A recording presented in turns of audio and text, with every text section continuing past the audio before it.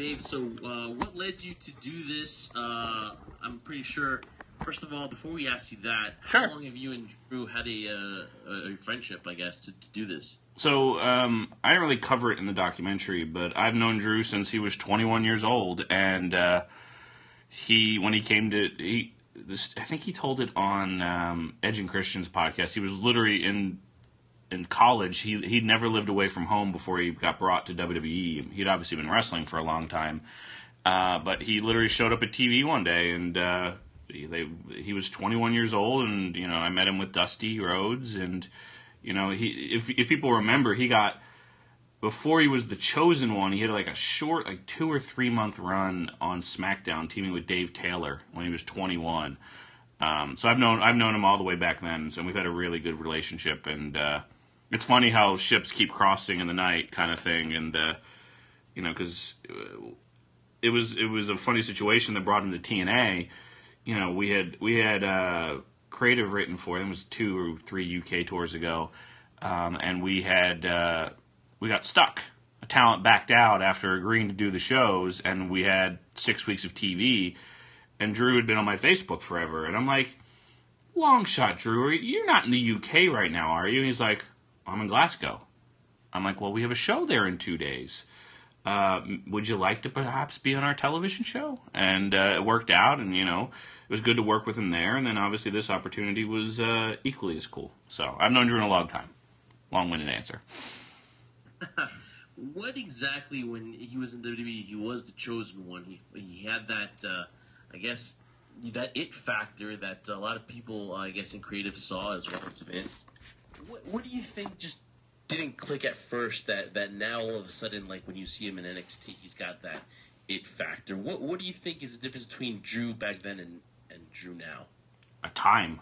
I think, I don't know how old you gentlemen are, and we think we know a lot when we're younger, and I think that is sometimes will allow you to run through brick walls, but sometimes you have to realize there's a door right there, and Drew was just young, and he admits it in a lot of different interviews that he's done, about where he was in his career and what he thought he knew against what he does know, and I think that was always the part that people don't realize, is that it takes time to learn stuff. Like this may shock some people. I've been writing wrestling for 16 years this year, in some form or fashion. And I feel like the last 2 years were my best. Even though I worked for WWE for the first 6, you just get better. And because you get smarter and you learn stories, you try stuff, you make mistakes. And I think Drew is the same way. And I think his period on the independents, after leaving WWE, that was why that card was important. He literally went to work 1 month after he left WWE to get the reps in. Yeah, I mean, it's such a huge learning curve, David, when it comes to this. And a lot of people, I think, sometimes misinterpret it as if you should just kind of pick it up right from the get-go, and it should theoretically be you're told what to do, might as well do it. But when it came to the atmosphere, and what I loved about the documentary, I think it encompassed everything about, what I enjoy about independent wrestling. What was the atmosphere like? Now, clearly you guys didn't know that, WWE was going to be calling Drew at that time, but what was the atmosphere like for you, basically following Drew around to all these independent circuits in Orlando, Florida? It was well, the first scene. What's that? It was a crazy weekend because as far as that weekend went for me, I'd already been down there for 2 days because I was shooting with some other talents, and people ask me like, "Wait, I thought you were a writer," and well, yeah, I do write, but my degree is in television production. I just didn't do it. Literally, I hadn't picked up a camera since I was 21 years old.